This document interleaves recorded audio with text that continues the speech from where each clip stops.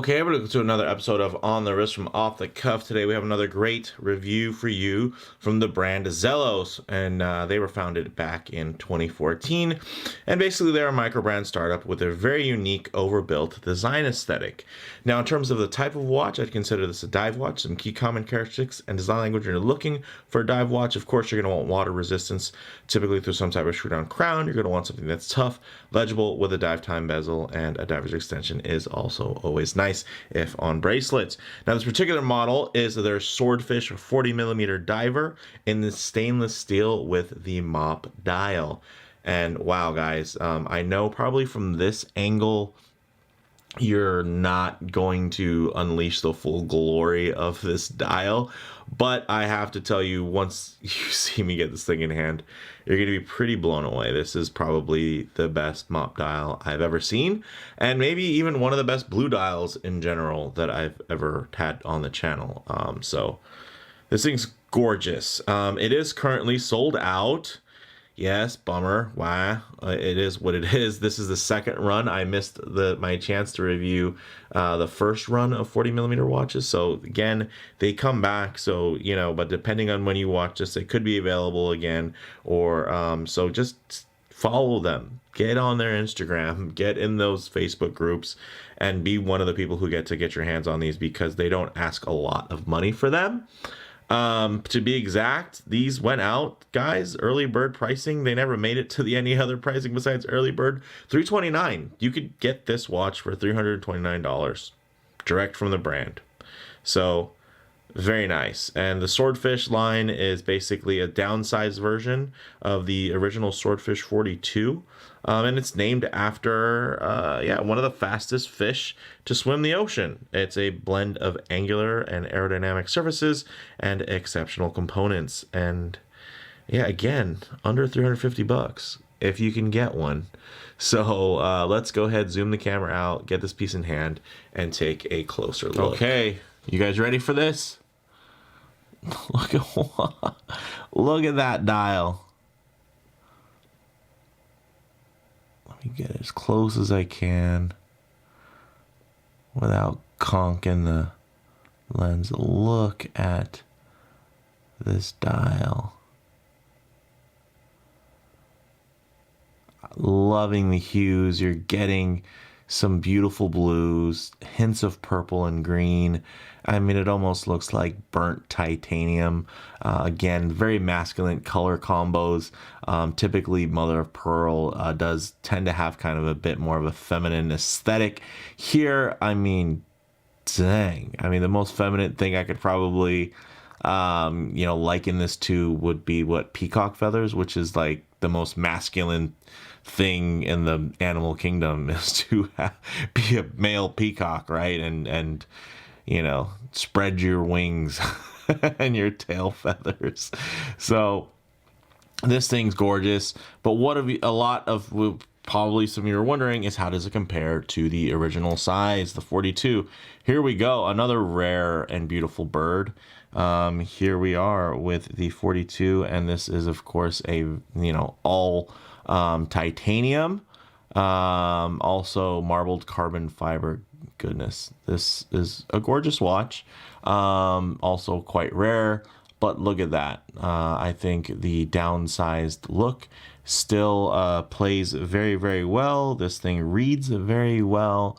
Proportionally, I think they did a great job. The dial itself doesn't honestly seem that much smaller, but it is just a hair smaller, but everything else I think shrinks down really well. And accordingly, one thing you will notice, there's the thinner bracelet, of course, with a similar taper, but we have this really cool quick adjust clasp on here, not seen here. I don't know if it's because it was more of a cost saving to keep the price lower, or because maybe they're working to revise this type of clasp because it was a little bit sharper here, and some people did complain about that. Here there's no sharpness, but it does look quite good, signed really beautifully. And man, look at the way this bracelet plays in the light. I mean, as much as I do and am still impressed with my Helios, which I need to give you guys an update because I finally got my actual personal one and the loaner went back to Canada. as much as I'm impressed by that bracelet, I mean, this isn't too far off, and man, is it cheaper. And I mean, this is impressive what they can do for the price. Of course, a lot of the savings goes into the movement choice. So let's just get into the specs, guys. 40 millimeter diameter, 12 millimeter thickness, 46 millimeters lug to lug, stainless steel here, flat sapphire crystal, as you can see. Very nice. We do also have a 120 click unidirectional rotating bezel with a nice brushed ceramic insert. Absolutely impeccable action there. Not too loose, not too tight, not overly clicky. This is just dialed in. It is 120 clicks though, so I will say that if that's the easy way to do it. It's 120 clicks and make it dialed in. If it was a 60 click, but it was dialed in, I would probably be slightly more impressed. But again, $350 or less, $329. Goodness, they didn't even stick around long enough for them to get to more expensive pricing. Now, on the inside of this watch, it is powered by your Seiko Instruments NH35 movement, which is basically the equivalent to a 4R35 from Seiko. As you can see, also, we do have this kind of debossed case back with some slight etching there. And I will say that they did make a conscious decision to round and soften this emblem here, so it's not sharp at all. So very nice. You can also see that there are, of course, quick release spring bars there built into the bracelet, which is very nice. Also, you're going to get full micro adjustment holes, so you can really dial this in. And generally, the links in general are not super long, so really no need for half links. But look at the way the light plays on this. Fully articulated. This isn't, one piece of metal carved to look like 3 links. These are 3 separate, beautifully articulating links. And the brushing is quite industrial. You can see it's more almost like a machined finish than a true brushing on the case anyway. And then we do have some nice little high polished high notes on the inner horns of those lugs. Very nice. So let's go ahead and actually get into the dial hands and lume. You're getting that blue-black mother of pearl. Good. Look. Beautiful, beautiful dial. Sandwiched indices, which means it's a layered dial, and basically there are cutouts, and then there's just a luminous disc behind. We do have the date at the 6 o'clock, and it is nicely matched with the dark disc with the white font. So it blends but still pops in all of the right ways. And then in terms of lume, we have C3X1, yeah, top of the line lume, and BGW9 Swiss Superluminova. So you're getting the newest, latest, and greatest, plus a very nice mainstay that a lot of people enjoy in terms of that BGW9. It is water resistant to 200 meters, so it has become slightly less water resistant with the smaller size, but I think it's well worth the trade-off. We do have 20 millimeter lugs, full stainless steel bracelet, of course, screw pin connectors, anything and everything you ask for, which is nice. Also, of course, the toolless spring bars for quick release. We do have these beautiful flat brushed and fully articulated 3-link bracelet with all these wonderful little micro bevels that just catch the light and play with it.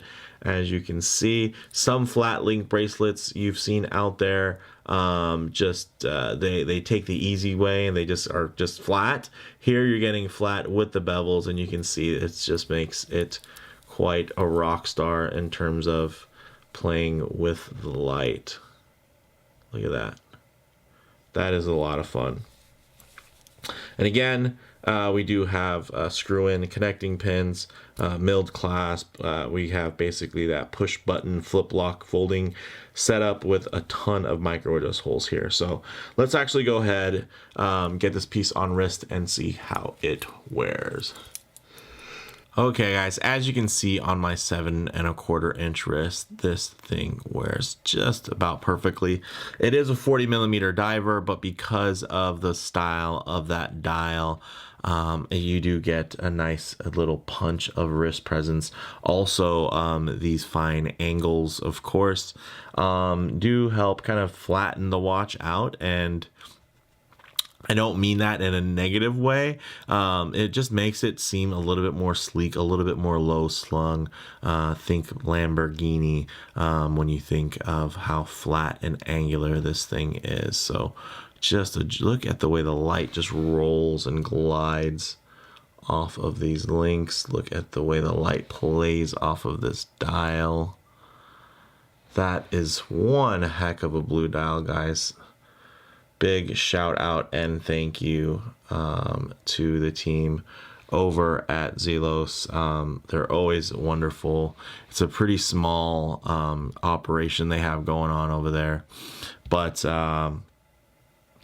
Elshan always comes through, and I was fortunate enough that he was able to send this to me, and for me to showcase with you guys. Although he didn't need to send it because clearly they sold out before this review, I'm thrilled to be able to have the chance to get some wrist time with this bad boy. So it is magnificent, guys. Man, yeah, digging it. Look at that. Just, it lays flat. It does have a nice thick, chunky bezel. So you do get, again, although it's not a petite watch by any means, it's not oversized. I think you're getting a bit of the best of both worlds, because you're getting something that has wrist presence, that does have a really secure, overbuilt feel, but it's nowhere near, taking away from the comfort of the piece. So very, very nice. So I'm sure some of you guys have been waiting for this the whole video. Let's see the Lume, because it's Zelos Lume, so it's gonna be insane. Okay, let's go ahead and hit the lights. Oh yeah. So you can see you have that beautiful C3X1, super green, super bright, and then we do have that little BGW9 blue chapter ring, really quite gorgeous. But one thing I do like to also do within my Lume shots is work in some low light transition, because you're not always going to be out in the middle of a field enjoying direct sunlight. A lot of the times you might find yourself coming in and out of a building, maybe walking underneath an overhang, or just enjoying the shade of a tree, or spending time, oh, look at that dial, or spending some time in your favorite vehicle. And if you get in some overhead lighting situations with this watch, be prepared for just an absolute show. I mean, look at that. Mother Nature at its finest. You do have that gorgeous blue, purple, green, black MOP dial, and it speaks to the nature of the ocean. It flows beautifully. Another thing that's nice with these low light transitions is you can get an idea of how legible the watch will be in that transitional lighting, as well as maybe even get some harsher high contrast lighting to expose any type of defects within that finish. But you can see that the flat links are just toying with this light. Look at how uniform it is as it slides over that brushing, and every once in a while it just hits a little glint of a high polish. And man, this dial is something else. Goodness, I should have said something in the beginning of the video. Hang out for this part, because man, this dial is an absolute smoke show. All right. Okay, there we are. Whoa. Thing is sweet. Closing thoughts, guys. On the wrist, compact but hefty, and definitely very solid feeling. It's absolutely the most masculine MOP dial I've ever seen. And also at the same time, probably one of the better executed ones. So it's a win on a lot of levels, from the aesthetic and from the choice of just material there. Model variants, definitely check for current availability. Again, guys, last time I checked, these things are all sold out, but again, they do new runs all the time, so don't be afraid to follow the link in the description or just use your friend Google. In terms of comparable models, I mean, the larger version I always compare to the Seiko Samurai, because they have a similar kind of angular aesthetic, especially being Seiko powered. And they also are kind of in a similar price range as well.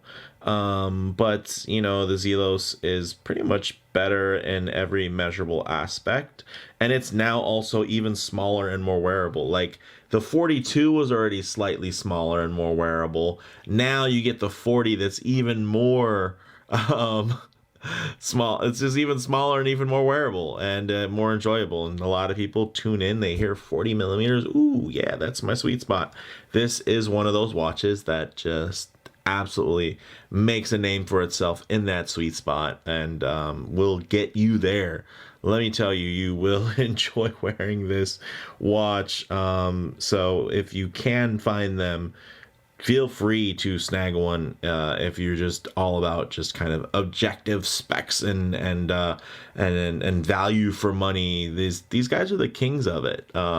When it comes to brand heritage and all that stuff, I personally think that holds a lot of weight for my purchases as well. But you can't deny what this is. I mean, if you like the aesthetic and you like the materials and all these other things, you'll be absolutely thrilled with this watch.